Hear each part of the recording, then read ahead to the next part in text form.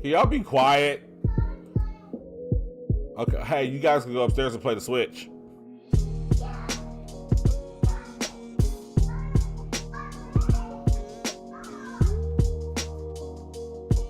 guys can go upstairs and play the Switch in Kai's room.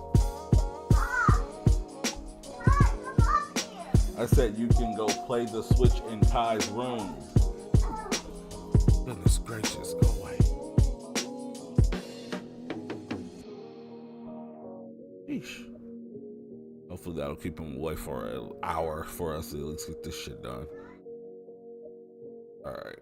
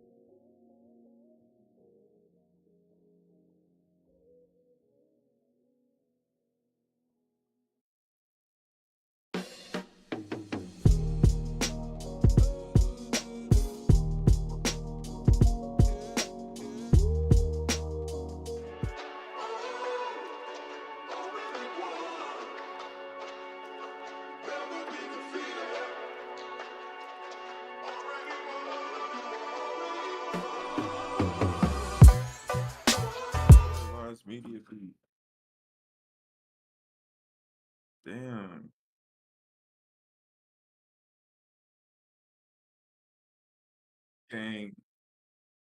No, I hear you. Boom, there we go. What's up, y'all? No, Gang, it is your boy. It gang. is your boy, Greg, aka Dadpad Gaming. Put it down for the Blerd Lines Media team. Right? Right? Right. So with that as well, we got, of course, your boy Demigod Sean here with us as well. Everybody's sick. Yup. They're not really Everybody's sick. So what sick. happened was this. Perry is in the basement again, right? Charlie, Yeah. that dude, Sean kidnapped his dog and held him at ransom. He said that he wanted to talk about things today that we could not talk about if he was present. So we had to tie his ass up. And Lady Gunner, we don't have no excuse for Lady Gunner. I'm going to assume that she's probably somewhere hungover, okay? There you go. Yeah, she probably hungover for real. You got it. So, with that being said, we're here, we're live, we're feeling good, we're feeling great. Demigod Sean, I already said that you're feeling good, you're feeling great. What else can you tell me about your mood at this current state? Listen, man, I had a wonderful trip last night, and I'm not talking about traveling. It was pretty great. I've had a great weekend. It's been a tough work week, so had to let off a little bit of steam, you know what I'm saying? And get my mind right, get my vibe together. Shit's been good though. I got a lot of shit to talk about today. Yeah. I got some things to get off my fucking chest today. I'm hopeful again, but things are continuing as they need to continue. Indeed. They are. So today I know we've been saying kind of conversational and trying to keep things evergreen, but we got too much news to kind of not pay attention to what's going on. So if you guys aren't aware, and Sean, beware, you're about to get a large amount of pictures. It's just something for me to keep a visual here as we kind of go through at least the D23 news. And what does D23 you say? It is essentially the Marvel and Disney and Star Wars version of E3 / Summer Games Fest. Yes. And when I tell you that D23 was insane this year, it was fucking insane. Oh my God. They had 2 events over the last few days. One of them last night, one of them the night before, and we learned about a lot of things that we know and love. We got to go over impressions of 2XKO, as I was lucky enough to get into the beta. We've also got to go over what the fuck is going on with Bungie again. Bro, again, why are we here not even a year later? We're back here again.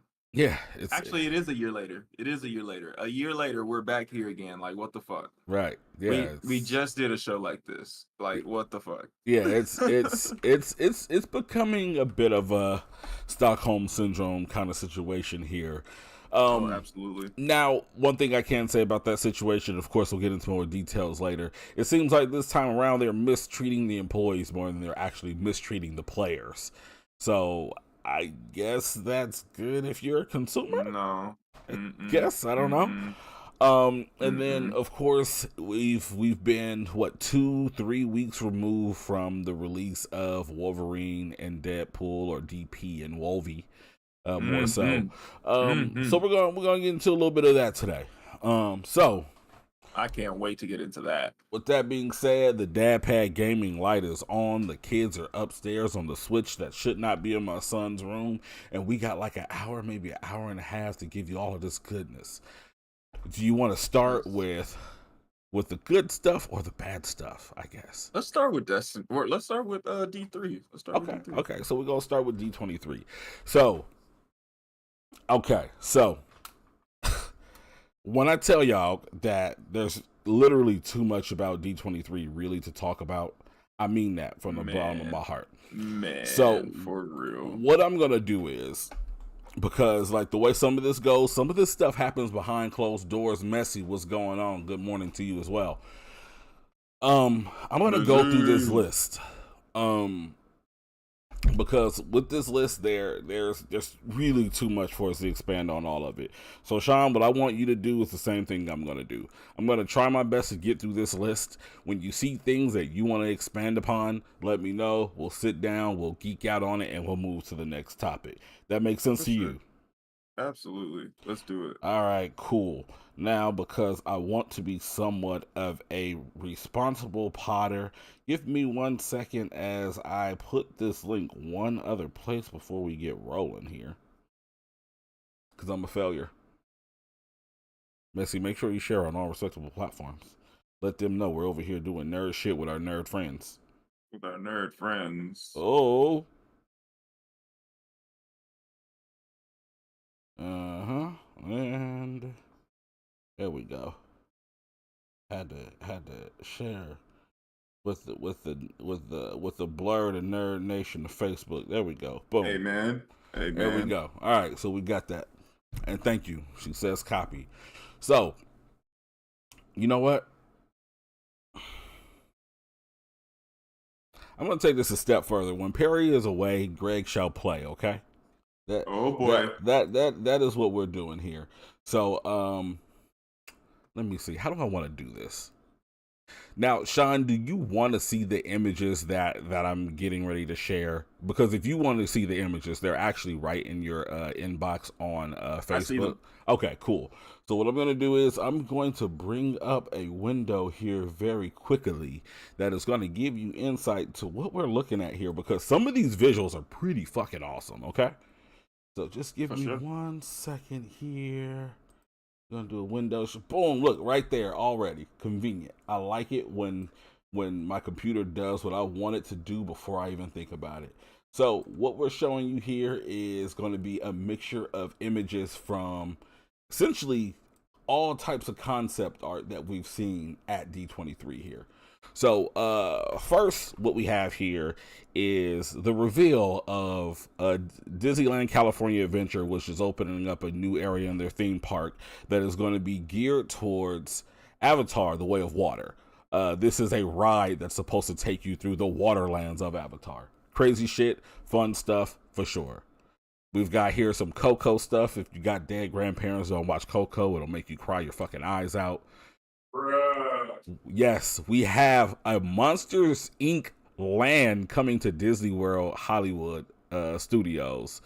And they're actually giving us a roller coaster as we fly through the Monsters Incorporated building and go through different doors into children's bedrooms.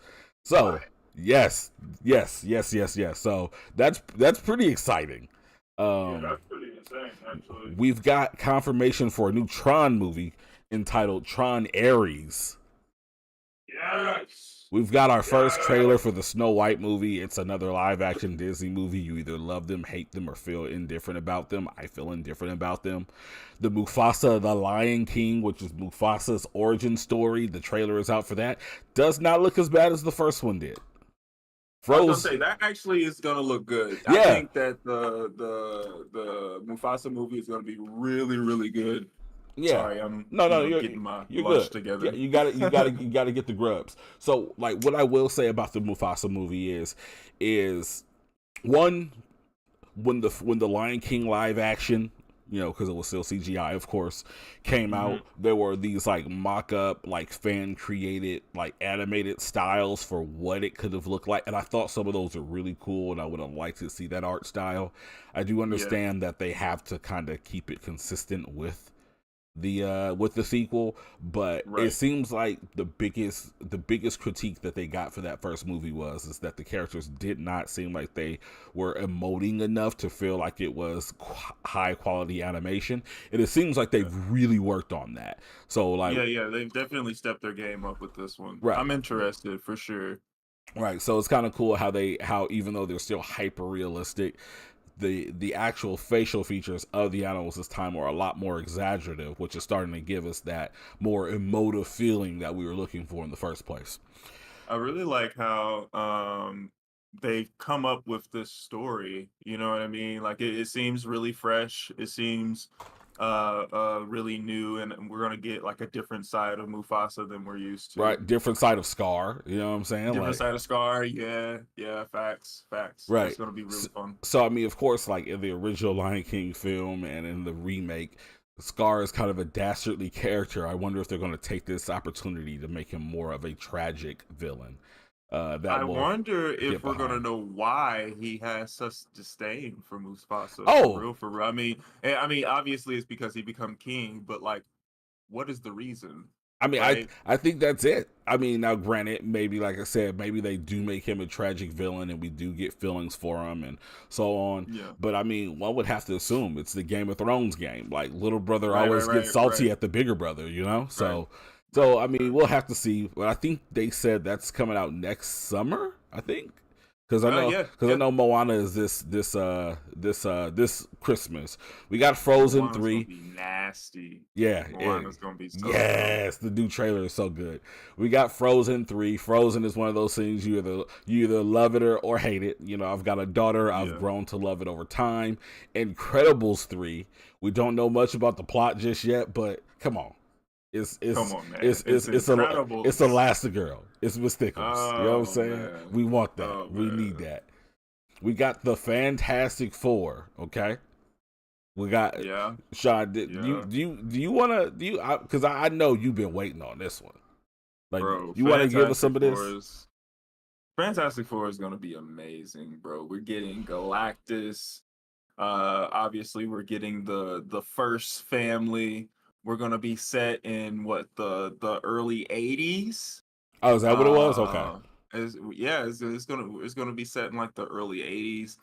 And it's gonna be an alternate universe, from what I understand. They're gonna be bringing themselves over into the 616 by the end of the Oh, movie. is that how it's supposed to work?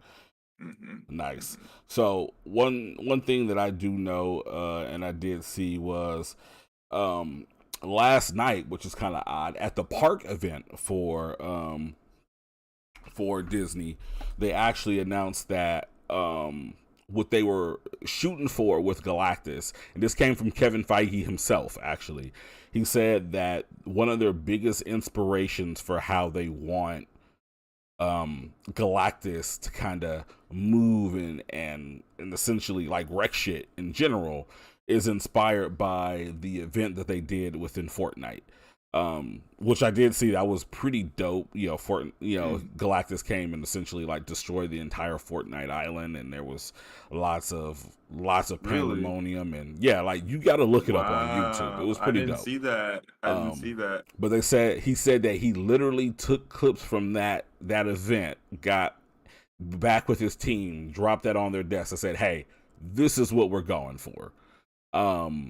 So Nice. coming from the days where Galactus was a purple cloud in the outer Yeah. rims Oh of my planets. God, that was terrible. Yeah, like this is That was terrible. a very, very classic form for Galactus. So I think we're gonna get something akin to like the Silver Surfer Galactus. yeah, I mean we might, like it's possible, because I mean we know they're going for something more comic book accurate at this point. Exactly. I think that's what we're probably gonna see for real, and I'm gonna be super excited to see that fight. Yeah, definitely so. So with that, look out. I'm sure we'll see more. I think I've actually got a picture on set of them somewhere within here as well. So you'll probably see the actual Fantastic Four at some point in time here. Lilo and Stitch live action coming out in 2025 summer. That as you can actually see here. looked pretty good.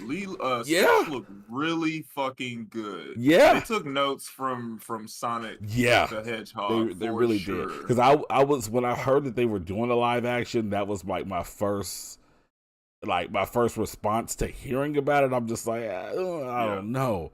But Stitch is really cute. Like in a like the first thing that came to mind for me is, we've got two dogs here. The dad pad, there's Cora the Pomsky, but then we also have a French bulldog, and he's kind of giving me some Nipsey vibes, just the way he looks.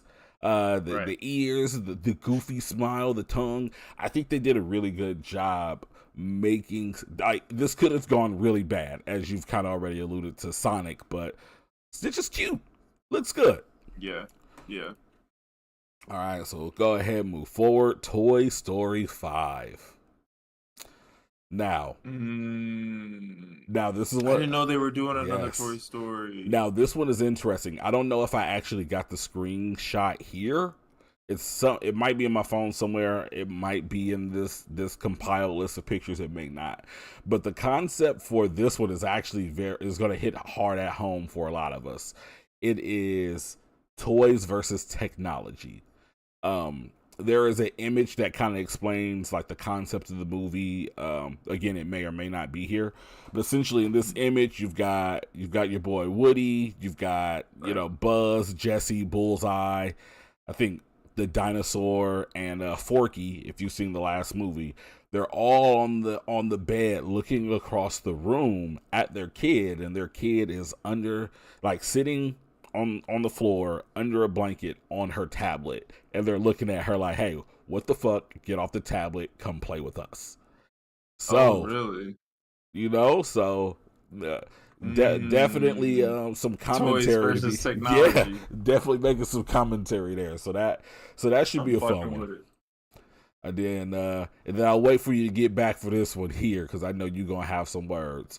But we've got our logo for the long-awaited and rumored film Star Wars: The Mandalorian and Grogu. Yes.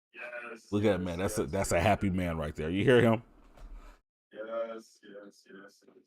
Right. I'll let you have it, because I'm sure you probably already have an idea of what the concept for this film is. Honestly, I don't. I mean, other than like I would imagine it would be something like not a Beverly Hills Cop, but like a Lethal Weapon type of movie. Kind of like an intergalactic space opera buddy cop kind of deal here. Yeah. That's what I imagine it to be. But I have no idea where they're gonna go with this story. So, do we know if there's like any type of time skip? Because I know Grogu is like a slow aging creature anyway, just kind of being a Yoda, but. Right. So, but he's more than likely. I mean, I guess if you look at the logo there, just to the bottom left of the silhouette of the Mandalorian, we actually do see that Grogu is still a little baby Yoda there. So, if I'm not mistaken, this is going to be just an adventure between the last season and the next final season. Oh, okay. Of Mandalorian. Oh, so there is another season after the movie. I believe so. Oh, okay. I believe there's another season announced, but like, honestly, I really don't know. I'm very excited to find out more about Mandalorian and Grogu for sure. Definitely so. It's been rumored for forever, so it's nice to finally see it announced. Yes, definitely, and I'm excited to see that too. I think because we're at what, 2 or is it 3 seasons of Mandalorian? 3. Oh, I think I'd have to watch the 3rd season. And Boba Fett, he's also in Boba Fett as well. Oh yeah, then I've definitely missed season 3. Something I didn't even know was actually what was a thing. I remember season 2 because Giancarlo Esposito popped up at the end of season 1 and then pops up again and does some things in season 2. And then we also got the one chick that everybody had a crush on or whatever, and then she got canceled for whatever reason. Yeah, okay. Yeah. So I think she had like I don't know if it was a racial slur or if it was like a LGBTQ slur, but was it? Oh, I thought she might have been one of the anti-vaxxers from COVID season or whatever. Whatever, you get canceled for having your own personal thoughts these days. So, shout out to her, so long as she didn't say something that was super scumbaggy. And then of course next we've got Moana 2. Look at me speaking into the future. We also got a full-length trailer for Moana 2, and it looks fucking awesome. Whether you are a fan of Moana, the first one, you are a fan of like CGI films or just like visually striking, technologically advanced films, like Moana 2, whew. Have you seen the trailer yet? Yes. Like, it is fire. It is gorgeous. Just to confirm, there is a script for season 4. Okay. It has been completed, so it's on the way. I guess they're just waiting. Yeah, it's on the way. Yeah, they're just waiting for the movie to get done, and then they'll do that. Great. So we've got that coming. You heard it here, y'all. And then as far as Moana 2, this movie is set back in Montanui. Moana has a little sister now who looks to be maybe like 4 or 5 years old. She's a little sassy, and this time around, it looks like her and company are on a journey to weather a storm to get to an island so that they can release some of their people, so that all of the tribe can be united again. So, of course, The Rock's there. It's always going to be a fun one. We'll have to wait until this holiday season to see more. We've got the logo and the actual title for the next Avatar film, which is Avatar: Fire and Ash. Yes. This one is where it gets. This is where it gets crazy. Yeah. For the Avatar story, this is where we go to war. Yeah, like, and that was pretty dope because I mean we've seen a lot of stuff from Avatar already. Yeah. Like a lot of like things that are more tribalism and you know and very primitive, but I'm not sure if there's an actual trailer out or if I came across something that was leaked or maybe some of these still shot images, but it appears that the Na'vi have acquired airships and some form of technology in some of these tribes. I don't think I saved that picture, so you probably won't see it in the mix of these, but like there appears to be some cool shit on the horizon for this. I don't think we got a release window for it, or at least I don't have it here.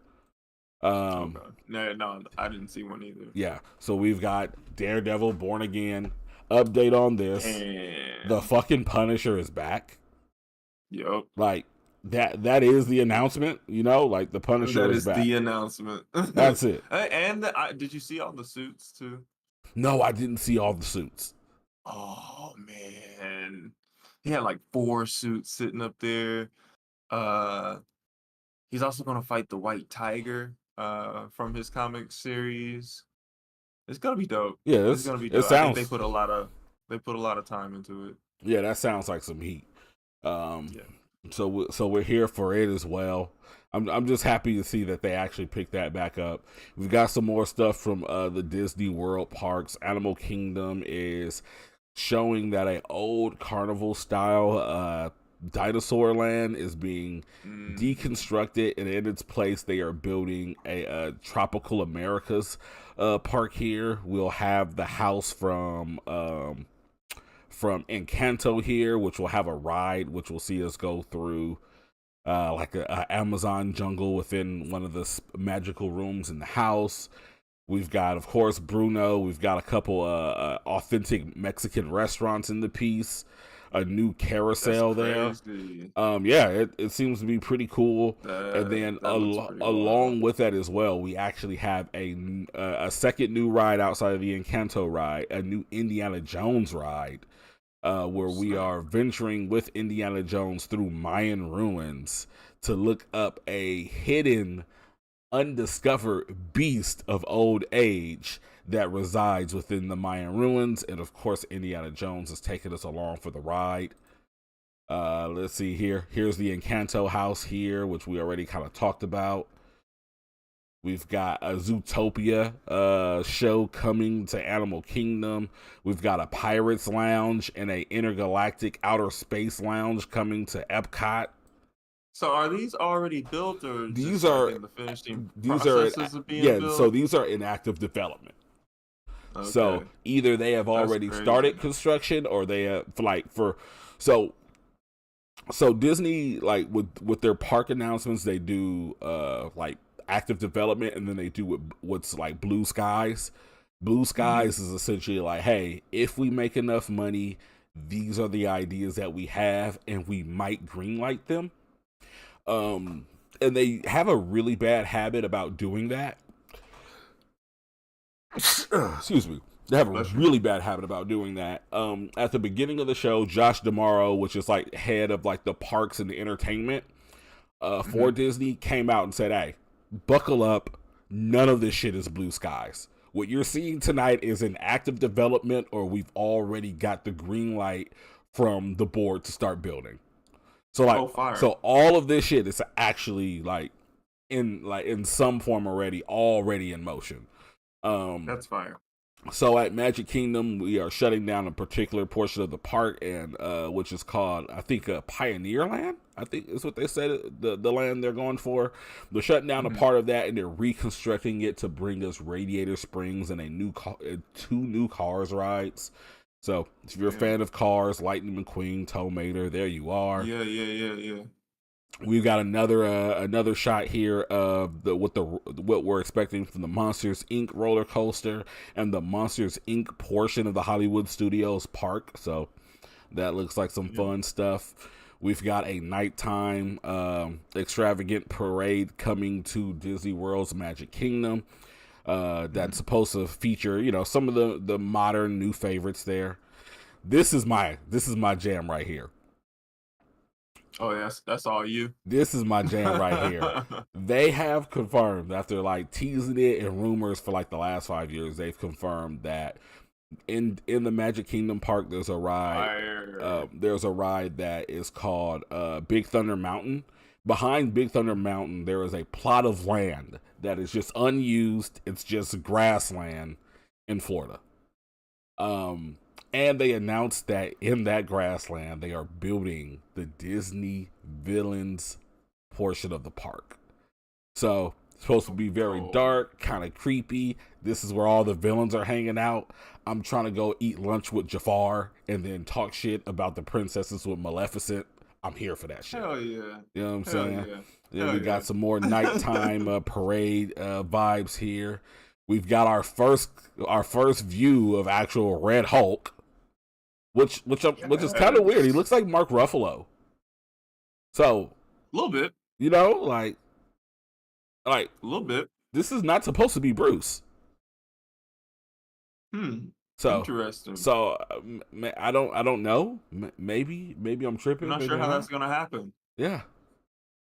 And then lastly here we've got, and I'm actually missing two big ones here that I thought I put in here, but I didn't apparently. And then of course we've got actual image of our people from Fantastic Four, which we've got someone here. It's gonna be so dope. Yeah, I guess that would be the Human Torch is actually in costume. In costume, yeah. Yeah, so there you go. So we've got that there. Let me close out that window before I reveal anything to you guys that you probably shouldn't be seeing. Sean will murder me. Now with that, let me see if I can find these, because these are like two of the craziest images, if I can find them. No, so I didn't save them apparently, but we've got two more like huge things that are actually rolling out. We've got a ride that is entitled Avengers Infinity Defense that is coming to Disneyland California Adventure. This is a ride that is taking you, so the entire concept of being on the Avengers campus at Disneyland California Adventure is that you are a superhero in training, SHIT, if you will. But anyway, what's going on at the Avengers campus is that this particular ride, the Infinity Defense, is your final day in training. So what happens here is you go to this ride. The story of this ride is that all the great minds of the MCU have gotten together to create a multiverse jumping portal technology. And the idea is you're going to go through these portals to basically gain battle experience, right? But a variant of Thanos from a timeline that has already defeated the Avengers actually steals the technology. And now what started out as a training day for you is you and everyone else on the ride hopping through different universes and timelines within the MCU. So you're like venturing through the multiverse. They mentioned 3 locations being Wakanda, Asgard, as well as New York. And you'll be going to these places all in different universes and timelines, chasing after Thanos, watching him beat the snot out of different Avengers as you and all the Avengers attempt to fight Thanos to relinquish his hold on this new multiverse jumping portal technology. That's crazy. Sounds pretty fucking awesome. Yeah. So I can't find the image that I had, but what I can show you. I just want to respect how Disney has sneakily called kids little shits. Oh yeah, absolutely.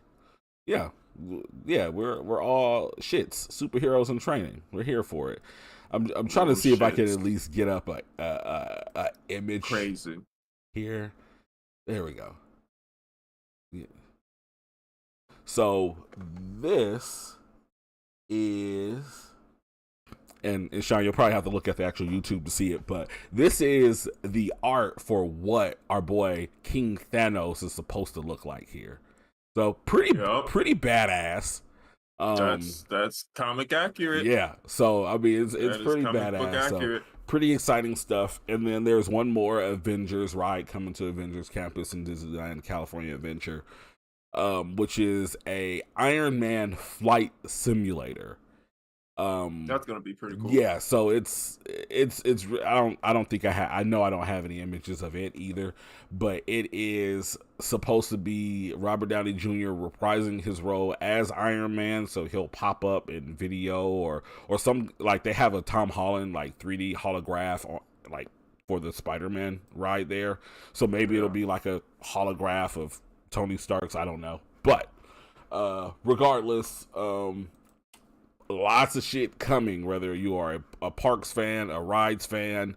They did the Fortnite shit. We've got a bunch of new Marvel characters coming to Fortnite next week. Damn. And then they also confirmed that this fall, the Disney villains are actually coming to Fortnite as well. So if you ever thought that you wanted to run around with a Blicky as Cruella de Vil, I mean, that's crazy. That is sick, right? Bro. That's crazy. Yeah, that's wild work. That is Cruella wild work. Vil. With the Blicky, with the stick. You know what I'm saying? Can you call some dogs too, or no? I don't know. So they only revealed the character models. I want to say it was Cruella de Vil, Maleficent, and I forget who the other one was. Okay. But yeah, we've got 3 classic Disney villains coming, and I'm here for it. I'm not going to buy them because I'm never giving money to Fortnite. But yeah, I'm not playing Fortnite. But yeah, no, play Fortnite. It's fun. It's fun. No. For those that do, you know. Yeah, I'm glad y'all enjoy it. Whew. So yeah, we got a lot out of the way there. Disney is going crazy. D23. From what I'm understanding, this is the first D23 I've actually watched. Just because. Like, they made it clear, like, hey, like, watch this one. Like, they took the Los Angeles Angels baseball arena and rented that bitch out because the Anaheim Convention Center was too small for what they wanted to do. So they said, hey, we're going to rent out the baseball stadium. Come on over. And a lot of shit happened. All right. So that's out of the way. So we got 2XKO, we've got Bungie, and we've got Deadpool and Wolverine. Where do you want to go next, Sean? Shit, let's keep it with Disney, man. Let's do this Deadpool Wolverine. Deadpool and Wolverine. Deadpool and Wolverine. Yes, sir. Deadpool Wolverine. So, I think we should start off here with like high level thoughts before we kind of get into like the nitty gritty of it. Okay. Overall, I'm giving Deadpool and Wolverine. I'm giving it an 8 out of 10. I thought it was great. I didn't think it was amazing or a masterpiece. I thought it was great. I could see some people giving it a 9, and I wouldn't be mad at that. But like all in all, like I feel like is this bringing the MCU back? No, but I think if anything, it kind of addressed some things, like that really kind of have people like understanding. Like ever since we got the three in a row of Infinity War, then we got Endgame, and then we follow those up with No Way Home. Like people forgot that the MCU has always kind of been hit and miss. Like, some of the movies are great, some of them are okay, some of them you would skip unless you just really were invested in the story. Right. So I think in some ways, Deadpool kind of reminded us of that by just like some of the poking and banter towards like the MCU and like all the corporate structure of the shit in general. But yeah, 8 out of 10. Sean, where are you at? Man, it really pulls at the heartstrings for a 9. But I'm right there with you. I give it an 8 out of 10 for sure. It's not groundbreaking by any means. It is a great movie, though. I think that is absolutely worth a watch in theaters. Just to see Hugh Jackman again as Wolverine, actually in the suit. You know what I mean? So, um, just high level thinking, man. I think that it was amazing. It was amazing, but it has its flaws too, just like any movie. Yeah, You know what I'm saying? So definitely so. 8 out of 10. Okay, 8 out of 10. I'm with you there. Now, there's so many ways we could actually approach this movie. Spoiler alert. Spoiler alert. Yeah, I'm actually working on that right now, actually, because again, when Perry is away, Greg shall play. So I'm doing some stuff here, and we might do something cute, we might not. But I do want to kind of just talk about it maybe without spoilers first. You know, just kind of give people a chance to kind of get more of an idea of what's going on in this film. Did you think that this film would be so, like, obviously we got some idea of it from the actual trailer, but did you think that this movie was going to be so tied up in like what we got from Loki? Yes. Really? Yes. From the moment that the TVA was involved, I felt like that was pretty much the only direction that they could go, was to tie everything up with Loki and make sure that they're covering loose ends, because they still have Kang to deal with. So I'm sure that at some point that there was like a rewrite of some sort for that third act in the movie, so that they make sure, this is something that can be contained along with like Loki's iteration of the sacred timeline. Yeah. Because now every timeline is sacred. Yeah, I mean, and I guess I could see that. Like, for me, like, I think the big surprise for it was the fact that, like, when we saw that these guys like popped up, I really thought that it was going to be something that would have been more like a quick fast, like, hey, all right, this is how we got the universe. All right, gone. We're done here.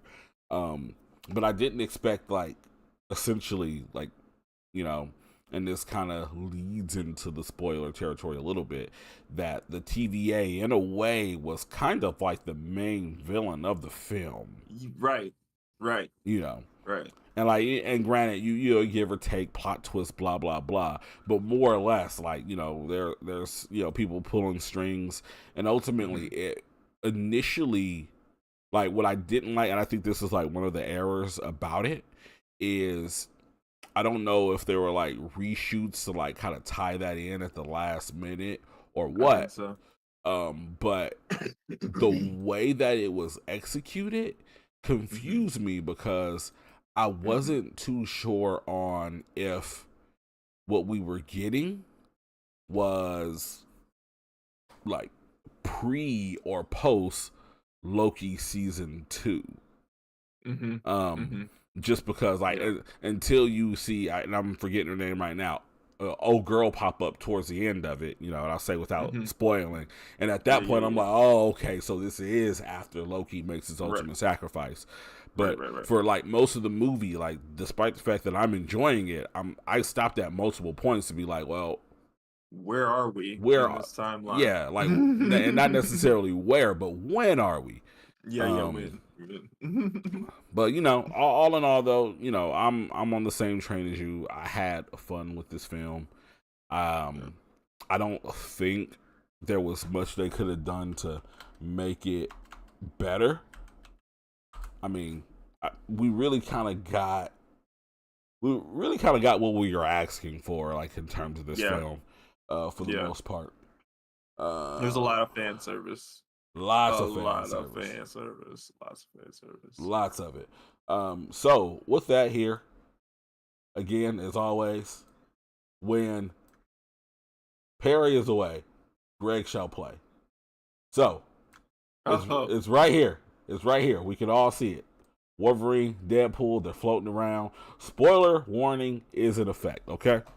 Yeah. So you guys know, if y'all pull up, if you've not seen the movie, these guys are just chilling right here at the bottom. It's hard not to tell. You want me to make it bigger? I'll make it bigger, okay? But you guys can see it. Deadpool and Wolverine warning. It's active. We out here, okay? We out here.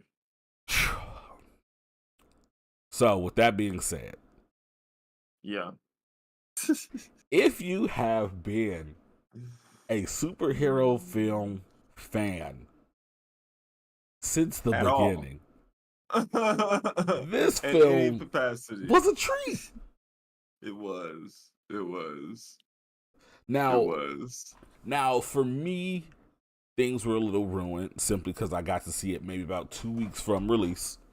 So I had kind of started to see some characters, not necessarily like in clips of the movies, but just in like meme culture. Like, man, why is Blade, why is Gambit so popular right now? So when I got to that in the movies, I'm like, oh, okay, this makes sense. Okay. Yeah. But for you, like, going to go see it, because you've seen it, opening day or at least opening weekend, right?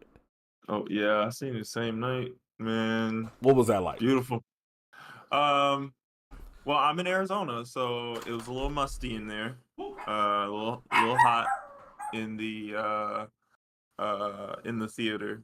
However, the movie itself was fire. Once you get past the smell, the movie was fire, man. Like, fucking. Just seeing everybody start to come together, man, and the way that the movie opens is just classic Deadpool.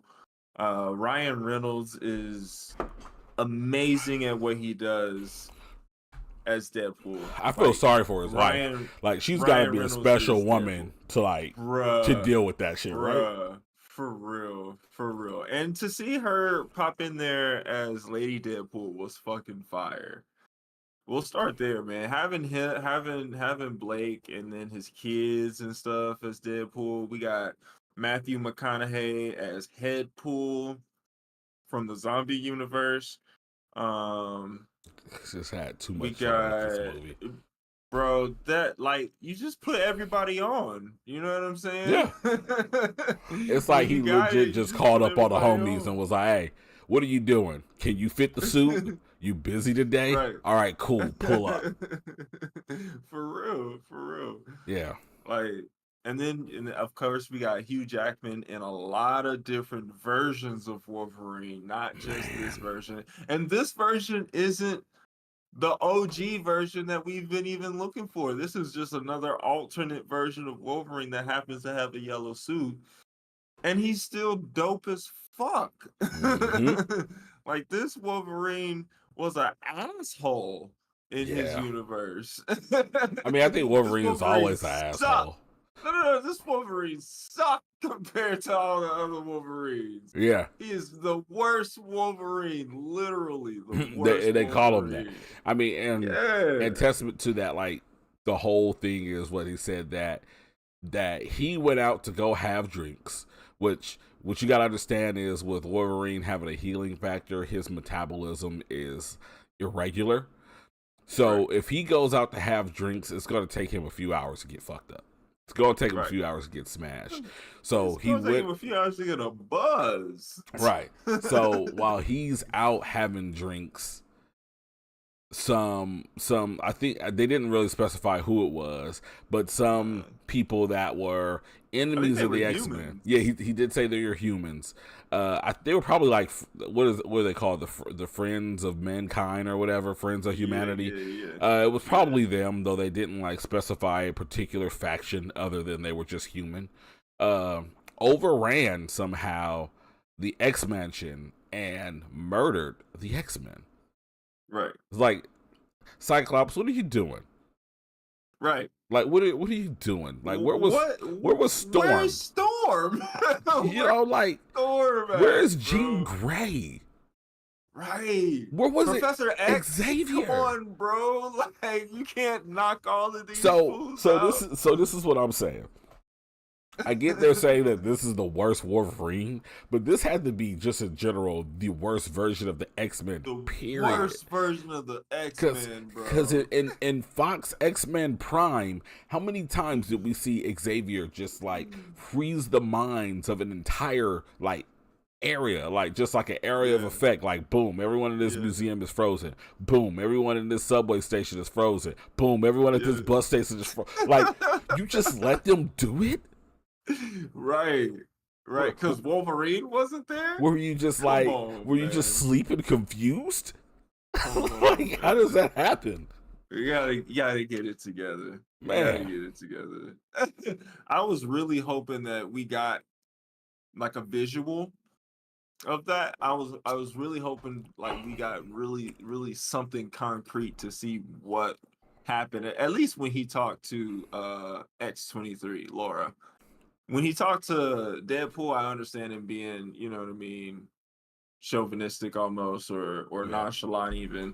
But like, when he talked to Laura, I was really hoping that he like really opened up, and he did open up a little bit. He started crying and all that good shit. But I was hoping for a flashback. I wasn't hoping. That was cool. So my thing is, I'm happy we didn't get the flashback, because I'm sure as this went to the writing room, they talked about a flashback, and as they started to talk about how the flashback was going to pan out, they said, you know what?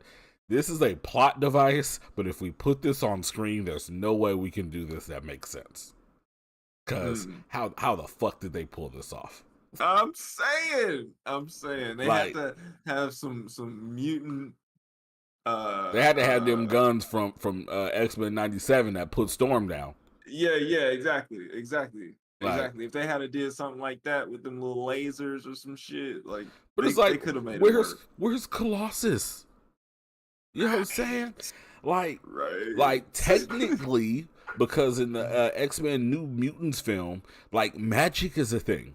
So you mean to tell me magic couldn't just like have everyone walk through a portal and end up in fucking California or something? Like, what? Nova Scotia? Right. Anything. They could have been in Maui, Manui with Moana. You know, anywhere. Like, I don't know. Like, and it's things like that when you start to think about this film, they do kind of fall apart a bit, but also you give it the benefit of the benefit of the doubt that it's Deadpool. You know, like, so it's Deadpool. It's multiverse. Yeah, so for God's sakes, the movie starts out with Deadpool doing the entire song and dance routine of NSYNC's Bye Bye Bye while shooting people and cutting their heads off with Wolverine skeleton. So you have to kind of throw some things out of the window and understand that this is not a movie that's meant to be analyzed. Like, you're gonna go in, you're gonna look at, you know, some of the Easter eggs, but like ultimately, like, this is a, you know, slurp on your slushie, pop the popcorn in your mouth, numb the brain, and just have fun kind of movie. Type of movie, right? Sure. Any other thoughts about Deadpool? I mean, because there's really a lot. Man, other than seeing all of the Hugh Jackman Wolverines, I really like seeing Henry Cavill's Wolverine. Yeah, that was pretty dope. Sequence that they gave him, it really makes me feel like he is the next Wolverine after Secret Wars, when they do start to introduce the mutants and the X-Men. I think it is possible. I think it is possible, especially because, like, one, and Like, Go ahead. one, they said that they sat down and had a talk with Henry. Like, him popping up as a cameo was not the talk. Like, by no means was it the talk. And then two, I think on top of him being there, it was kind of like a tongue-in-cheek wink to the fans, but also the fact that when you look at the scene where he goes into the one university, finds Wolverine, because for the longest, people have been saying, oh, we want one that's comic book accurate. And they give us the comic book accurate Wolverine, and it's completely and totally fucking ridiculous. He's like 4'11", and you know, and Deadpool literally looks at the screen. And he's like, "Well, here's your comic accurate Wolverine." Like, no, we don't want that. Get the fuck out of here. So, you know, and he was the only other Wolverine that was different. I was gonna say, I really think he's gonna be the next Wolverine because he was the only Wolverine.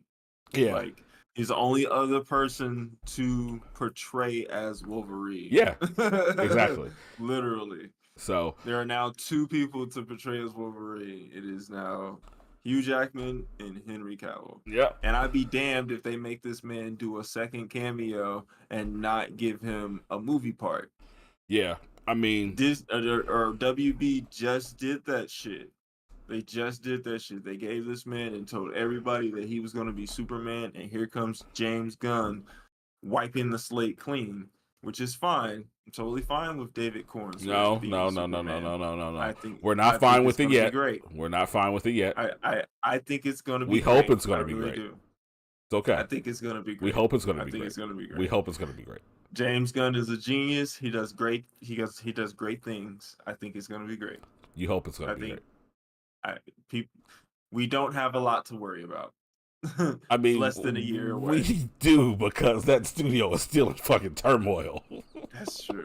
WB is a shitstorm. Oh my! Yeah, like they're selling shit off now. It's crazy. It's crazy. Yeah. Selling the video game, bro. What are they gonna do? What are they gonna do with Batman? I don't know. I don't know. Well, I don't know. Like, there's supposed to be a Wonder Woman game coming out. Yeah, and it's supposed to. You know what? It's like, if WB wants to make some money, you know what they need to do? And I forget, I was listening to a podcast that said this, because the Nemesis system that they birthed with the Shadow of Mordor games, they wrote that. So it's a genius game mechanic that would be wonderful in so many other games. But they decided to copyright it. Like, license that bitch out for a reasonable price and let some other developers put that shit in their games. Please. Yeah. Please. Yeah. You know what I'm saying? Do the right thing. Fuck, do the right thing. It's like that's the smartest man. They copyright it and then never use it past the second game. Now, granted, it's supposed to be in Wonder Woman, but if Wonder Woman is a flop, that means that you essentially gatekept one of like the greatest modern day innovations in gaming technology and did absolutely nothing with it. Yep. Because those Mordor games are middling as fuck, but everyone loves the Nemesis system. Like, come on, just do the right thing, WB. It would be nice if we got something like that with Wonder Woman. Yeah, we're supposed to. But yeah, we don't know. But we don't got to talk about those guys. We hope. Are we gonna get another Blade? Is Wesley Snipes the only Blade? That's what he said. That is what he said. Wesley Snipes is the only, and they have so much drama around this fucking movie. They've got another director fired again, or he left. Regardless, doesn't matter. He's not on the project anymore. It's like, you've got to be wondering what's going on. Like, and like, shout out to Mahershala Ali. Like, he is being so patient, and I mean, and essentially to a degree, he's doing what he's supposed to do, because the movie would have been done. Yeah. We would have seen it already, but he saw it. You know, and from what I understand, he saw it. It was like, there's like one fight scene in this movie. No, we're not doing this. Yeah. You know, and made them go back to the drawing board, because I mean, it's like, he knows, like, they've got to live up to the legacy of the grandfather. You know, because when you think about it, like, Blade is absolutely the grandfather. You could say the grandfather. Like, I guess you could put like the Batman movies from the late '90s and mid '90s, and Yeah. Blade are like the grandfathers of the modern superhero movie. The Spider-Man Raimi trilogy, as well as the Yeah. X-Men movies, are probably the parents of the modern Yeah. day superhero movies. And then everything after that, like these are all the offspring and descendants when you look at all the MCU and all the DCEU and Elseworld, like all of Yeah. this shit. Um, Yeah. so he understands that. Like, we're living up to a legacy here, and people are going to be pissed if we don't deliver this in the way it needs to be delivered. No, for real. For real.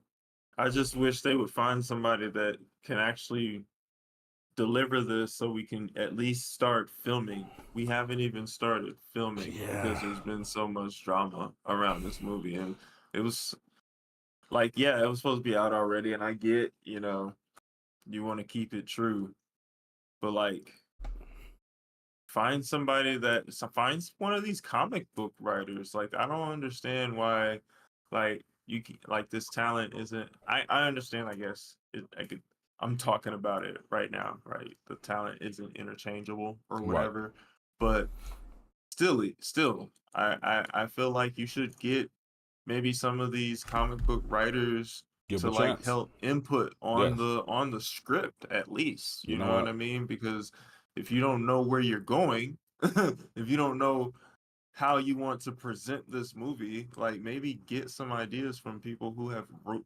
Yes. comic books. Okay. That's what they're there for. It's So, literature. you just struck a chord with me, okay? And I've got to What? change the topic for a second, and I've got to get very serious about this, okay?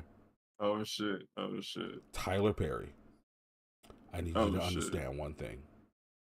Oh shit. We understand the fact that you are giving so many black actors paydays and opportunities that they are not used to, okay?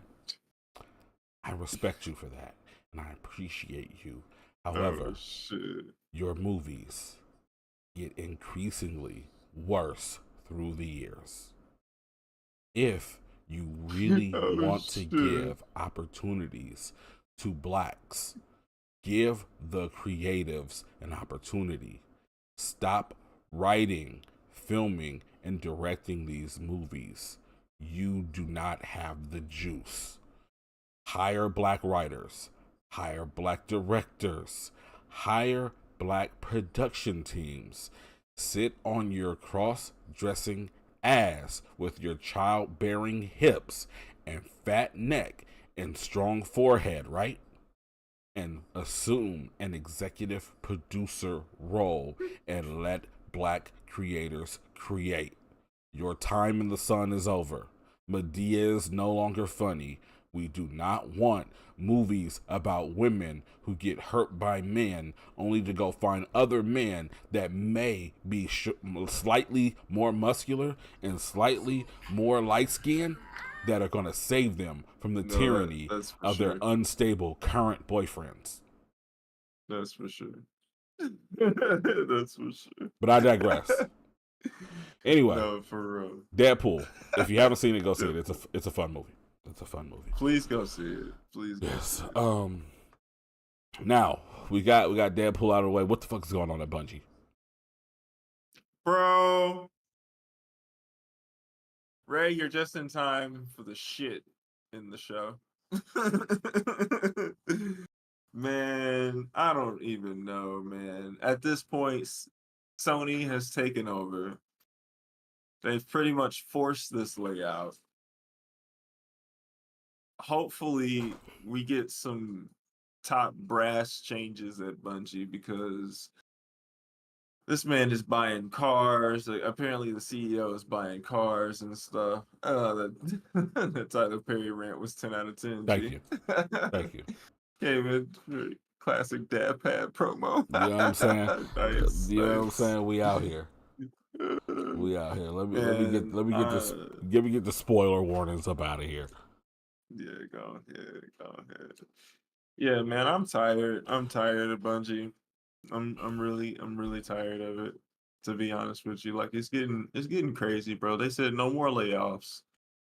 This man is buying a bunch of cars, swearing up and down he's doing everything and I'm not saying a CEO should I'm not counting the CEO's pockets. You know what I'm saying? Like, you the CEO. But if you publicly saying that you're doing everything that you can to keep the company afloat and keep people from getting their job laid off and all this other shit, And you why are not. you buying antique cars? Like, you bought 10 antique cars since the last You know what? layoff. Look, And that wasn't even a year ago. I'm not gonna knock you for buying antique cars, okay? What I'm gonna knock you for is inviting members of your team over to your house to see your antique cars and then laying them off like 2 days later. 2 days later, you're laying them off is diabolical. I get everybody has a hobby, Mo. I'm not knocking Buddy's hobby, but don't publicly state that you're doing everything that you can to keep this company intact, and then spend what 20 million on fucking cars that could have went to people's pockets for fucking food. That could have fed a They're kid. sitting there talking about how they didn't have food and shit. Like, come on, man. And then you walk up and you're like, hey, come see my car later. Nobody comes, so you lay everybody off. What the fuck is that? What the fuck is that? It's really nasty work. They say that he went as far as like reducing employees' pays, like shorting people on their bonuses, like all while he is reaping the benefits. Like, there's no way that you say that the studio was struggling and that they can't get their bonuses and that the game is underperforming, yet you find a means in the budget to basically live like fucking El Chapo out here. Like, it's crazy. Buying your wife cars, pure Black Force, Black Air Force energy for real. Like the corporate version of it. Like, stunting on everybody he laid off for sure. What do you call corporate Black Force energy? Is it like black loafer energy? Like what the black tie energy? I feel like business energy. It's something. It's like this man is out here like literally being the video game equivalent of Vince McMahon. Like, for real, bro. For real. That shit is insane. So now the CFO has made a statement. The CFO of Sony made a statement about their restructuring. Mm-hmm. It seems like, as far as future content, you know what I mean, they're going to be focusing purely on Destiny and Marathon. And they had like 6 other fucking projects in the works he was pushing this fucking crew through. Can we talk about one of the projects? Go ahead. Okay. Go ahead. Okay, y'all. Okay. I'm a zoom. Listen to all this. Right. So we have all, if you're a Destiny fan, you have heard the rumors about Project Payback. And we've all said, oh my God, rumors entail that this is Destiny 3, right? Right. You were kind of right. And the most depressing form available. Depressing as fuck. Project Payback was 2. You know what? Let me get my Baltimore on. Was 2 different games. Okay. Mm-hmm. Project Payback was first a live service 3v3 Crucible spin-off title, right? Okay.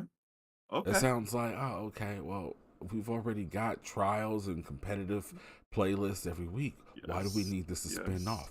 I don't fucking know. However, the rabbit hole gets deeper, my friend. The second game is a live service single player adventure game that is a spin-off of the PvE content in Destiny. And it's a fucking mobile game. Yes, it is. Yes, it is. That's depressing as fuck. It's a fucking mobile game, chat. Why would you make a mobile game? Why? Why, bro? Why? What is the fucking purpose? Like, are you dead ass, bro? This is even You more gonna make evil. Destiny 3 a mobile game, fam? You're that greedy for money that you're gonna put it on people's phones? Bruh, this is more evil Like, than come on, CEO man. Gregory Pennyworth is capable of.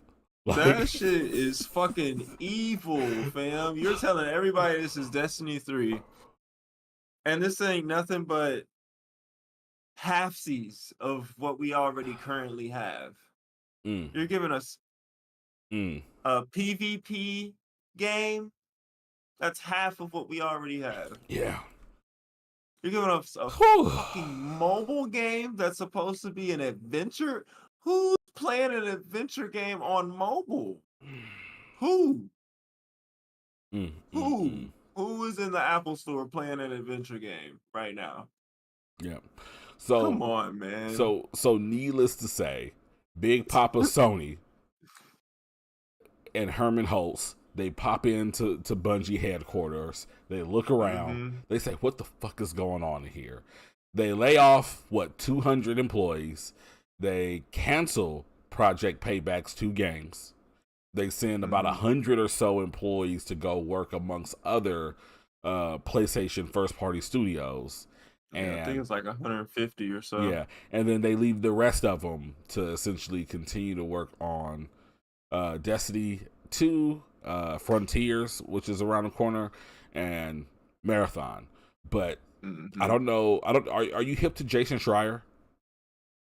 I'm not. So Jason Schreier, formerly of Kotaku, was such a legit video game journalist that he left Kotaku and became lead video game journalist and writer for Bloomberg, of all places. So you know this guy is a fucking force to be fucking with. Jason Schreier, like if he says something, it's true.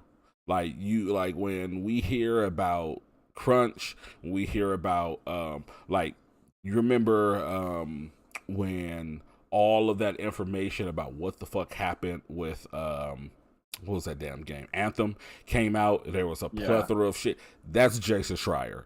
When you hear about oh my god, what's happening with this crunch culture at Naughty Dog, why is this happening? That's Jason Schreier. If Jason Schreier comes for you, it's already been verified 10 times over, and at this point, him publishing the story is the victory lap. Damn. He has come out this past week, did an interview with some people where he said that he has plenty of inside sources from Bungie, and also some testers around Bungie that were contracted that have made it very clear that Marathon is not in good shape. Oh, like, God. not in the least bit. Oh, God. So apparently it's gone from being like just like a classic extraction shooter to a live service extraction shooter to a hero shooter and a hero shooter and extraction shooter like combo. And what? Yeah, and they are still not necessarily 100% sure in the direction they want to go with that game. Oh, God. It's supposed to come out next year. It's supposed to come out 2025. So, oh, God. Yeah. Oh, God. Could be Destiny 1 all over again. Oh, God. So, no, it's absolutely not going to be Destiny 1. Oh, God. Well, apparently with Destiny 1, they didn't know what the fuck they were doing with that game until the final year of development. That's why the story is so crazy and like jumbled around. Yeah. I don't know. Man, it's not even supposed to have a story. It's supposed to just be an extraction shooter. Just make the fucking extraction shooter, I don't know. Bro. Look, I know the movie was bad. Haven't seen it, probably won't see the Borderlands movie, but if you need a looter shooter fix, you might want to consider going to go play Borderlands 2, 3, and the Dungeons and Dragons rendition with Tiny Tina. Just saying. I don't know. The Dungeons and Dragons rendition? Yes, it's actually pretty good. I only stopped playing it because I didn't have anybody to play with. Is it in the same art style? Yes. Oh yeah, I can't get past the art style. you are one of those. Yeah, you don't like the Yeah, whole cell I shading can't. thing. Yeah, I'll It's not fun. yeah, remind me if you are at least curious, I will game share so you can at least kind of get a feel of it before you completely rule it out, because it was kind of cool, some of the shit that was going on. I just, it's hard to play Borderlands as a solo player. Not hard, but just not as fun. But yeah, Bungie bad. Destiny in trouble. Bungie bad. Bad Bungie. Destiny in trouble. Mm-hmm. Yeah. Destiny bad trouble. So we talked about a lot of good stuff. Mo, Ray, y'all getting here kind of late. We got a couple people that's lurking around that have not voiced themselves in chat. If y'all missed like the downpour of Disney / Marvel / Star Wars goodness, definitely, like, when we're done, go back and watch the beginning of the episode. Whether you are big on parks, I'm talking about from Iron Man Flight Simulator rides to a new portion of the parks that are dedicated to Disney villains, to screenshots of Red Hulk, all of that type of shit, even Mandalorian, all of that shit is in the first half of the episode, so definitely go back and check that out. But now we could talk about 2XKO. I am a better human being than everyone here, except for Ray, because he got an invite to the beta too. Shout out to my boy Ray Clark.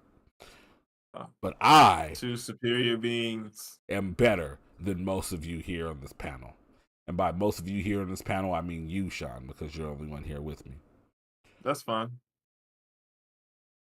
Yeah. 2XKO is really fucking fun. Explain it. So I'm really. Why is it called 2XKO? Because it's a 2-on-2 tag fighter. So 2X, like 2 times the knockout, I guess. Oh, okay. I guess is like kind of what they're going for with that. A 2-on-2 tag fighter. Okay. Oh yeah, no. So Mo, we're not like showing any trailers or anything like that. Just kind of like some stills. Like if you want to kind of get an idea of what the Red Hulk looks like, which is oddly like Mark Ruffalo. I don't know if that's a red flag or not. If you want an idea of what some of these new Disney rides look like, he's supposed to be in the movie though. Is he? Okay. If you want to know what some of the new like logos for these films look like, we got some of that stuff. A couple like synopsises of what those stories for some of the movies, like for instance Toy Story 5. So we've got like all of that stuff, but nothing that is super heavy spoilery, except for we did have a Deadpool and Wolverine spoiler talk, hence this that you guys probably saw when you first got here. But as far as 2XKO goes, it's a 2v2 fighting game, so I guess that's where the name of 2XKO came from, 2 times the knockout, I guess. Have you played Marvel vs. Capcom Infinite? I think so. It was like the most recent Marvel vs. Capcom game, but people hated it. Oh, I'm pretty sure I have it downloaded, but I played Marvel vs. Capcom. Okay. 2, yeah. 3. Okay. I asked about Infinite particularly because the tag system in this game is very reminiscent of that. Hello, Captain Perry. Okay. And what I mean, Perry. And yeah, Marvel vs. Capcom Infinite is slept on. It is definitely not the best Marvel vs. Capcom game, but it could possibly be one of the most fun. There were some issues that stopped it from being great, like the character roster and shit. But absolutely, if that game would have fixed its character roster as well as some other things, it could have easily. What do you mean? What do you mean the character roster? So, Marvel vs. Capcom Infinite came out at the height of the MCU, and at the height of the MCU. So like with the Infinity Gauntlet. This was like heading into Infinity War. Really? Yeah, I think like 2017, 2018. I can Google it real quick. I didn't know that. MVCI release. Let's see here. Yep, it came out September 19th of 2019. 2019. So Wow. Okay. so fun fact, the villain of this game was actually yeah, it was the same year as Dragon Ball Fighters. You were right, Mo. Thank you. Yeah, they actually Word. got revealed at the same E3, but Dragon Ball just like ate its lunch because it was a 3v3 Yeah. Dragon Ball Fighter game with Yeah. Arc Yeah. System Yeah. Works That's art why I style. didn't play it. Yeah. But fun fact, you know, I know you kind of at least caught some wind of what's going on in Mega Man when I was playing that. The villain in Marvel vs. Capcom Infinite is actually Ultron fusing with Sigma, who's the main villain of the Mega Man X series. It was pretty cool. Okay. But ultimately, you know, game doesn't really matter. But the reason I bring that game up is because anyone who's played that will understand when I say that 2XKO essentially takes the tag mechanics right out of MBCI, which is one of the best things about the game. Meaning, Gotcha. so long as you are not in the midst of a cutscene or literally on the ground, you can tag at any point in time. The tags Oh, are quick, wow. so you don't get punished for them. Like, I'm talking about to the point you can tag, you can like call for an assist attack, Hmm. run around, boom, boom, boom, while the assist is still going. And in the middle of your combo, if your character has not retreated off screen yet, you can just tap the tag button and instantly switch to your assisted character while his assist is still active. You can Okay. tag out in the middle of combos. There are like combo breakers you can do, where you can summon your teammate to like break your enemy's combo. It'll like bounce them back, you know, against the wall, kind of give you some breathing room, and you can opt to tag your character in while they're breaking a combo as well. Um, Damn. like as far as the tag, it's truly like a free form kind of style. That's Um, cool. so which kind of leads into like the combo structure. Like this game is kind of set up kind of like DNF Duel in a way. Oh, okay. Okay. So the way it works is, and speaking for PlayStation, X is your tag button. Along with Hmm. that is you can use forward, you can use X for just like a raw tag. Forward X and back X will use like different assists for your character, so they'll come out with different moves. And then you have square, triangle, and circle, which are respectively light, medium, and heavy punches. Let's see here. Mo says really quickly, if you want a feel of 2XKO, then play Power Rangers. The characters and the tag system are extremely similar. Yeah, I've heard that as well. I Uh, have Power Rangers. yeah, Battle for the Grid. So there you go. You You can try have that. the vid. Ew. Gross, Perry. I Stay in the have basement. the vid. Yeah, I don't know what the vid is, but you keep your ass in the basement, you filthy fucking captain. You fucking what's Fucking wrong with you? captain. Filthy. Right, filthy animal. But essentially, it's like classic anime fighters combo structure. So light, medium, heavy chain into each other. Um, Mm. Okay. and then you have L1 and R1, which work as your special moves. L1 and R1 actually do different special moves, and then you can modify and do different special moves by pressing up, down, left, or right with either of your top button. And then you double tap L1, double tap down L1 or R1 to do your super combos, and you double tap down and L1 and R1 together to do your level 3 or ultra combo move. You learned So all this in the last day of yes, playing the beta? well, yeah, I mean because like opposed to like a Street Fighter or even a Tekken where you have like stricter inputs and quarter circles and shoryuken or DP motions. They don't have any of that, so it's literally just button and then directional button to kind Oh, of okay. you just kind of chain everything together. But it makes it really cool because it's very easy to learn, difficult to master, and the name of the game here is defense and pressure. Mm. Because if your defense ain't right, you gonna get mixed up. Like perfect example. This chick that I'm using has an ability where she'll like kind of like lob out like this little blue orb thing, and then a couple seconds after that orb goes out, it'll shoot out a projectile. And it's also tracking. So if you try to jump or like whatever, like it'll track you. So one of the things I like to do is like to drop this orb out, and if you know what it is, it's easy to counter. If you hit me successfully, the orb just disappears.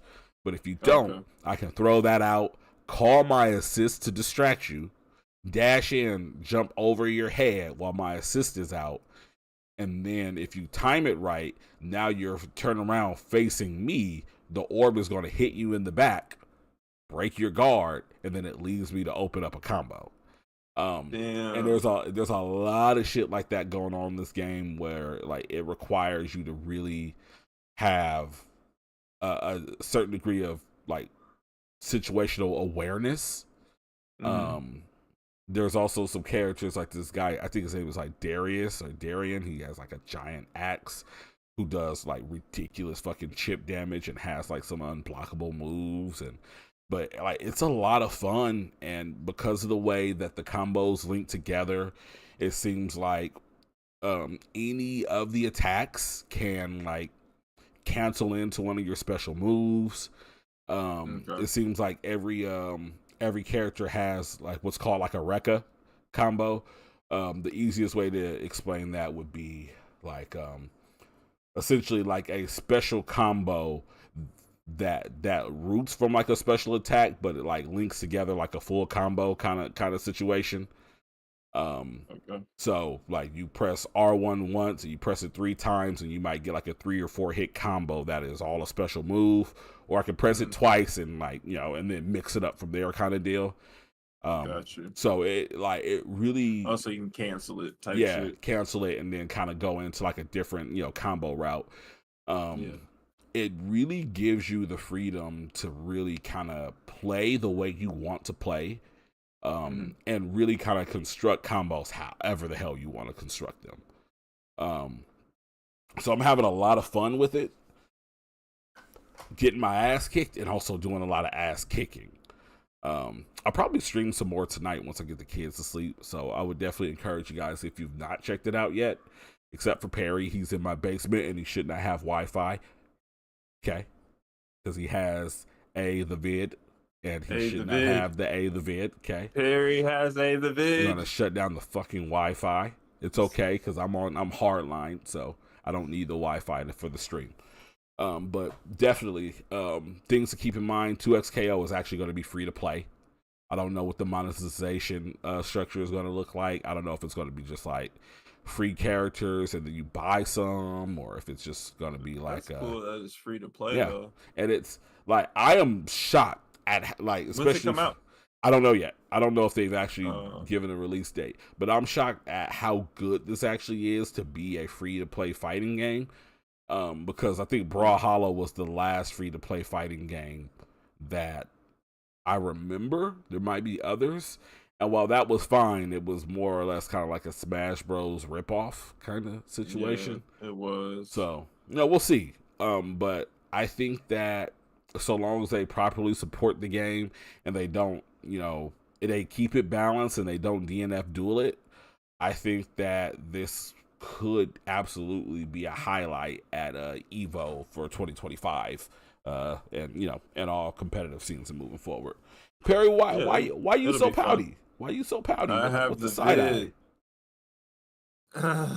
We have the vid. And the vid. We want you to get off the fucking Wi-Fi and be a good basement prisoner, you bastard. Okay? Please. Get your ass back down there. Stop with your madness. I'm going to send Nipsey down there to poop next to your food plate. Okay? That's what you want? You want That's poop next to your bowl of gruel, you slave? That's disgusting. Game of Thrones vibes. Right. Yeah, I'm going to call you. Talk about the Game of Thrones ending real quick? Yo, we probably should. So where are you at? Okay. Because people are kind of mixed on this. I have my opinions. I'm sure you have yours. Honestly, you either hate it or love it. How are you feeling? You hate it. Yeah. I hate it. Explain to me why you hate it.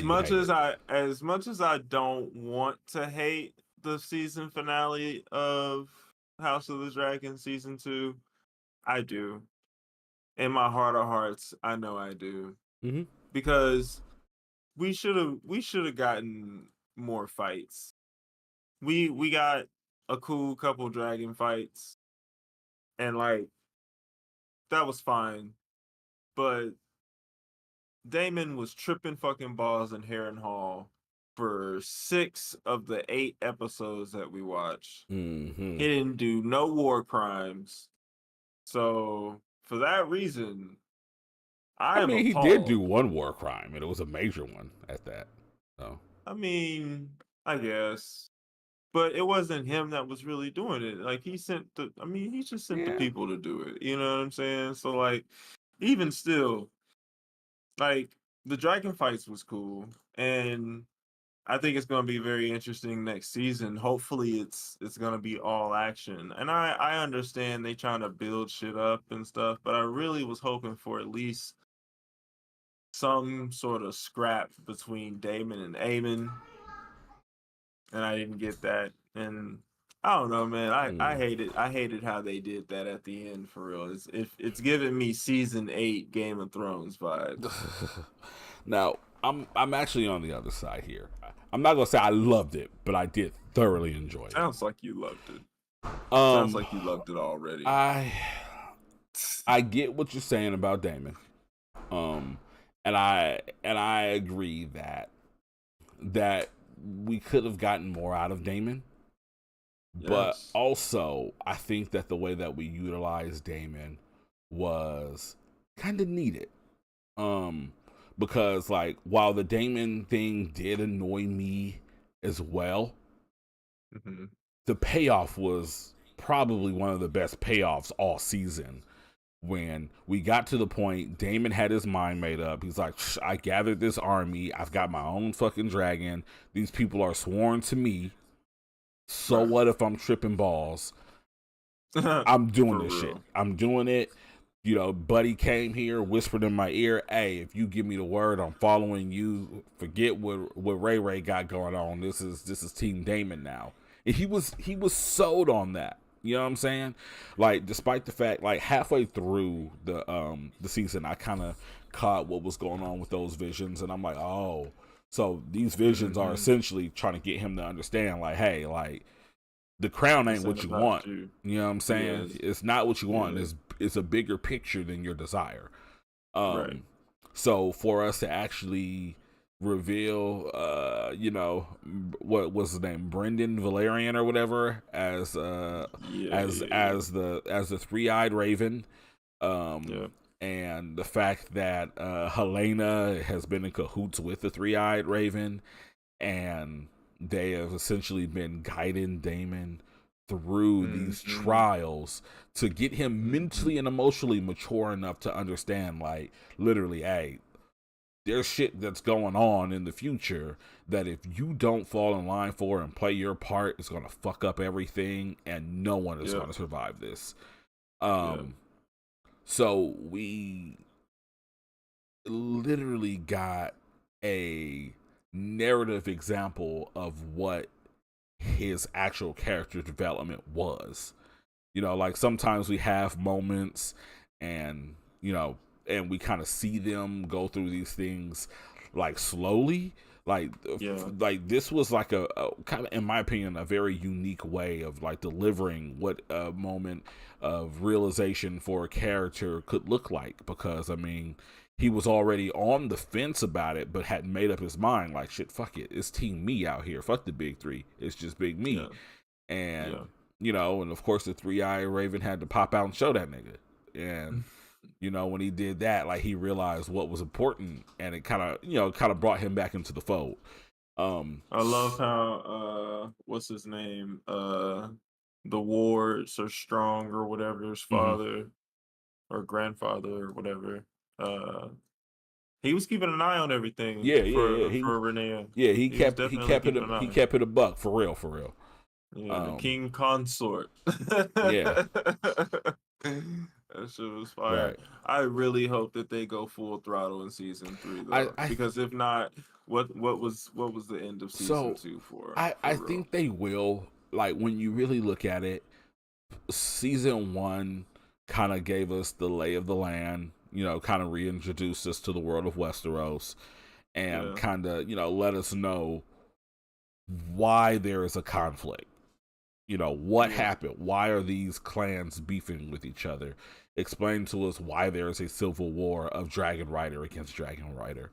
Um, right. Season 2 was essentially all about what players are on the board. We've got Corlys and the Queen who will never be out on the ocean with the rest of the blockade. We've Mm-hmm. got him with Ray Ray, and then we've Mm-hmm. got the fucking Lannister on the way in with the pirates that are getting ready to wreck the blockade. We've Yep. got Ray Ray and her new riders, learning Her the ropes. bastards. Right, her bastards riding dragons. We've got Reyna who is attempting to Mother of right, who is bastards. attempting to basically befriend Sheep Stealer, Yep. and who's Yep. probably gonna play I some type of We play. should have seen that too. That pissed me off, man. I We think we should have will. seen her claim that dragon in season 2. I I do think that if anything, I get that right now she's still kind of a small player, but I do agree. I Yeah. think that even if that would have been one of the last scenes of her, not even necessarily breaking the dragon, but maybe even approaching the dragon and Approaching it, touching her, putting yeah, her put her hand hand on on its her. snout or something of the sort, I think that would have been awesome. That would have Um, been I would have been satisfied with that, but we didn't even get that. yeah, She's like so, scared of it still. yeah, Like, and it's the thing that we saw her chase after that dragon for like 2 episodes. And then, yeah. yeah, Like, come so it's on, like, man. I get it, but at the same time, yeah. And this is why I say, like, I did like it. I thoroughly liked it, but I did not love it. I do feel like it could have done some things better. Mm-hmm. But it's like, this to me, in a lot of ways, really kind of reflects back on the end of season 2 of Game of Thrones itself, where at that point, everything was set in motion. We knew where everyone was going. Yeah. And I get, it did need more war crimes, but at the same time, we got Yeah. we got Damon's goons beheading a child. We got Yeah. almost treason with the villagers attempting to basically cannibalize Alicent and Yeah. and Helena. We And got Helena, yeah, right. We got Aemon Damon burning burning Aegon. Aegon, like completely, like His obliterating his sausage brother, exploding. right, with his sausage on the split. Like, I think that we did get a lot of those things that Shit. people were like really craving. They just Yeah. happen in different ways. Because granted, if that would have been Melis and Rhaenys that would have did that to Aemon, or to Aegon rather, oh yeah, like there would be more anger and more war. You know what I'm Yeah. saying? And it would have More heightened retaliation for sure. and it would have heightened the conflict. So it's like we did get a lot of those war crimes, but this time around, a lot of that shit came in the form of like betrayal within their own factions. Like, Yeah. the brother, like the twins fighting each other. The Come twins, on, yeah, man. the twins Like, was crazy. and that's what The I'm saying. twins was Like, did crazy. this season end with the grand battle we expected? No. But when you No. go back and watch this, we did want more Damon action set pieces. I get that. We didn't get those. We wanted a big battle in the final episode. I get it. We didn't get that. But ultimately, like, when you go back and look at it, we really got a lot of what we were asking for with this season. We got a wonderful 2-on-1 dragon battle that my girl Rhaenys almost came out on top of. We got Almost almost only counts in horseshoes and hand Yeah, grenades. and But definitely so because it was sad story for her. But we also got plenty of betrayal. We've got plenty of hand to hand battles. Like there was a lot of good shit. It just didn't happen in the way that people expected it to happen, and I think that's the issue more than anything. Listening to this while driving is hilarious and difficult because I can't comment on ish. Great episode today. I'm turning on music now. Bye. Okay, bye. That's a good friend. But yeah, like all in all though, like I think that like I understand why some people are not a big fan of the way that this ended, but I would have hated if we would have literally lined up for battle, swords would have clashed, and then the season was over. Like I think I would have been more pissed about that rather than everybody. Hey, bro, you ready to roll? Yeah, I'm ready to roll. All right, bet. Well, I see you on the battlefield. Boom. Next season, I prefer that over the swords clashing and then all right, now you got to wait 2 years. Yeah, 2 years is egregious. Yeah, it man. is. It is. I mean, at least we get the last of us in between, but fuck. That's true. That's true. We do get the Last of Us next year. Yeah, and I think get to see old Joel. Yeah, we get The Last of Us and Generation V, and those are gonna have to hold us over. And until we get the New Boys season, the 5, New Boys, we get more Invincible, and we get more House of the Dragon. House of the Dragon. So we got this. We got this. Yeah, yeah, we on the way with it. But all in all, I challenge you guys. Like I'm sure somebody will anyway. But go rewatch season 2, and tell me that it didn't give you a lot of the stuff that you wanted. You just didn't get it from the characters you wanted it from, and that was like we even see the dragons like burn up like 100 bastards, literally, not even figuratively speaking. Like fucking what was it? The Iron Maiden or whatever that dragon's name is, literally flamed up a room full of bastards. Well, Sea Smoke was first. Yeah, Sea Smoke. There we go. Yeah, like just crazy. And then we saw We saw niggas on dragons. Come on now. We saw a lot of niggas on dragons. Yeah, we got some good shit. You know what I'm saying? We saw a lot of niggas on dragons. So that's where I am. So it was good. So if I was gonna give this season a rating on the Blerd Lines official scale, I'm giving it a 9. I'm gonna say overall it was amazing. Where were you at on that, Sean? On the whole season? On the whole season. The whole season, I'm giving it an 8. You give it an 8? The whole season, I'm giving it an 8. Olympics, what a gold medal game for men's basketball. Yeah. Steph Curry and women. Yeah, definitely. But Steph Curry showing the world why he is the original Splash Bros. You know what I'm saying? He said there is no Splash Bros without me. I put the bro in it, somebody else puts the S. Okay? That I'm talking about came out with the fierce wetness of Lake Minnetonka. You know what I'm saying? He did his thing. He was not playing. Yeah. But he was. But the fact that the final of the 4 3-pointers in a row was literally a 2-on-1 situation that he busted both of their heads. Like it wasn't like they even did not contest it. They were both in his face, and he's just like, so right. That man, he's not human.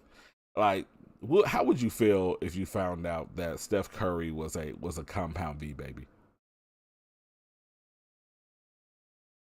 Not surprised. Yeah, like that man has telekinesis. He just throws the ball up and then he controls it to go where he needs it to. Last 2 games, the men's teams were leaning hard on the OGs. Yeah. Y'all see the post about Halliburton talking about with his medal, talking about when you don't do anything on the group project and still get an A? Yeah, man. Shout out to D Book though. Being the unsung MVP. Man.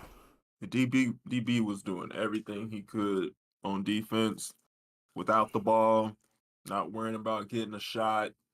You know what I'm saying? That's how you play ball, y'all. Yeah, you gotta be selfless. That's how you To a play certain degree. ball. You gotta be selfless, man. You gotta be selfless. You gotta be selfless to a certain When degree. you get your shot, you take your shot. But shit, otherwise, help everybody. You know, And I'm talking about you got to teamwork. be selfless in a way of like not even, oh, I'm about to get this amazing pass off.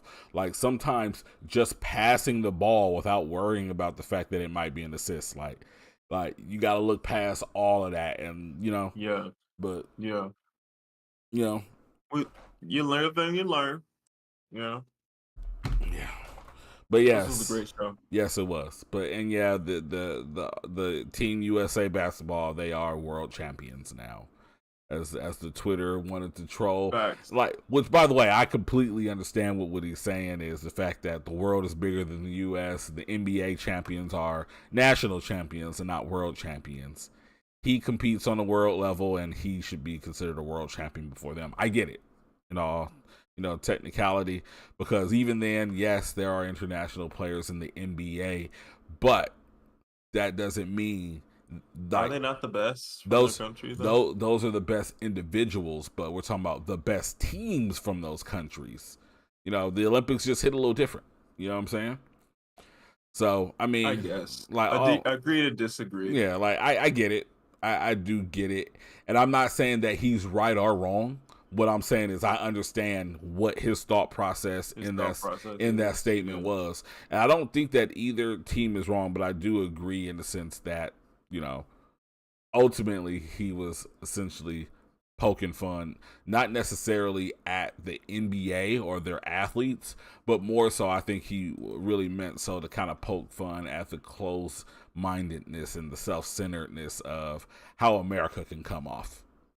Like, it's that thing where, Americans assume that English is spoken in every country across the world, and it's simply not true. And I think that was more so what he was going towards versus like shitting on the athletes. But we'll never know because we don't live within the minds of Noah Lyles. So it is what it is.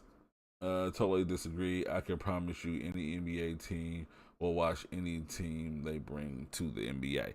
I mean, I don't know if you can say any team. They kind of struggled through those last two games, and they had the best of the best. It was a starting lineup of MVPs, essentially.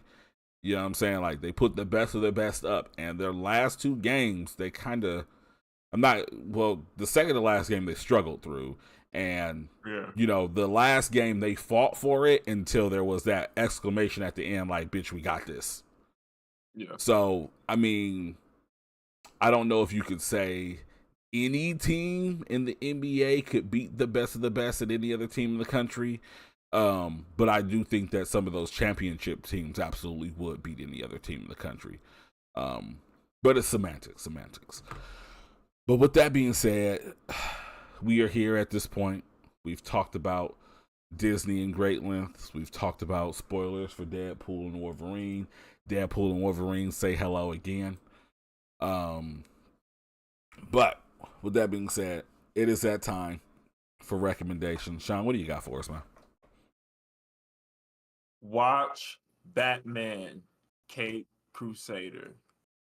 Fucking watch it. It is in the spirit of Batman the Animated Series. It is everything that you could want in not even a remake, but just not even a spiritual successor, like a spiritual cousin to Batman the Animated Series. It is great. God cousins. Peak. I fucking watched it. I binged it in one day. It was that good. Yeah. My God. I'm with you, Ray. I do need to get to that and to pay homage to Perry and his comment.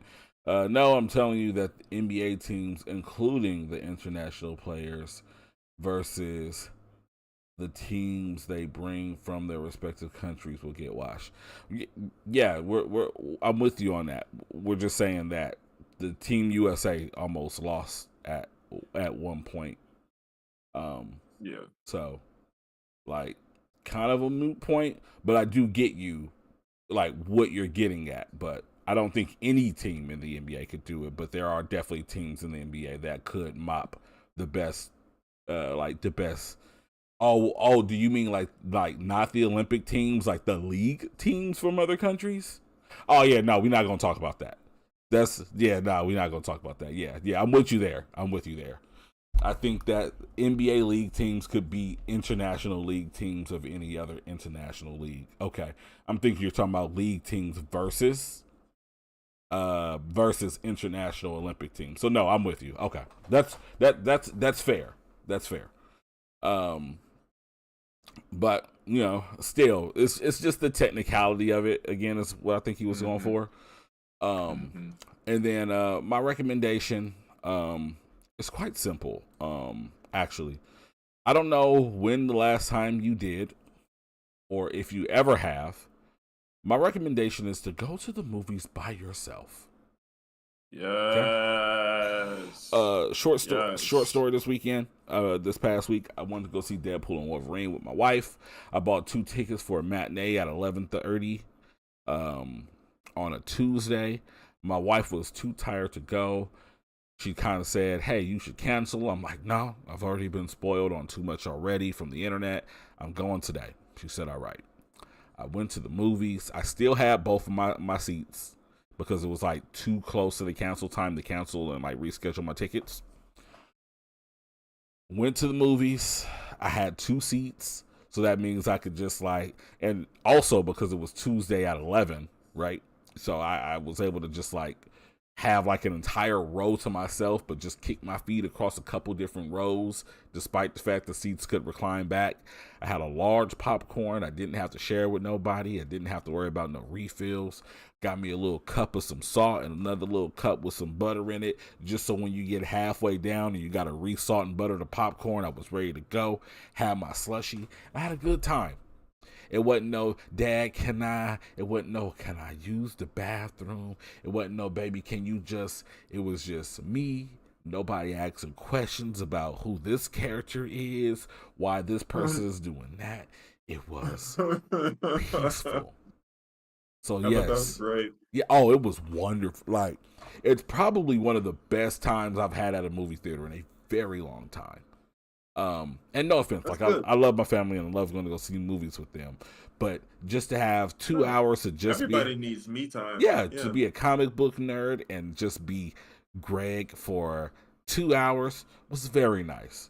So definitely, if you have not before, go watch a movie by your damn self. It is not as lonely and miserable as you think it is. That's great. I love it. I used to do that when locals were at Washington Square. Oh. That's kind of a day. You go to the locals and then go watch a movie on the solo tip in between events. Yeah, that would be a vibe, right? This nigga. Yeah. I want to be like Ray when I grow up. For real. Like this. I'm gonna be cool as Ray. That's a smart motherfucker right there. It's like whether I lose or not, I'm about to go get some popcorn, some M&Ms, and a slushie. And I'm about to go watch a movie by my damn self. Yes. All right. So with that being said, we had a quiet show today, but again, if you the first half of the show was very heavy on everything Disney, from MCU to parks to Star Wars and even Pixar, everything. If you're a Disney fan at all, I am going to urge you to go back and rewatch that episode. The first half of it. I might even cut the first half of the episode out and publish it as a video that is just simply the D23 breakdown, because a lot of good shit in there. But definitely, with that being said, go watch Batman, Cape Crusades. Go watch movies by your damn self. Shout out to Captain and You, Ray Clark, Messi, Mo. And I don't know, T. Will the Don was probably somewhere in here. He always creeping around even when we don't think he is. Y'all all deserve the hardiest. Gang gang. Gang gang. Have yourselves a wonderful day. And because I never remember to actually get the BLP outro, you get mine. Good day, motherfuckers.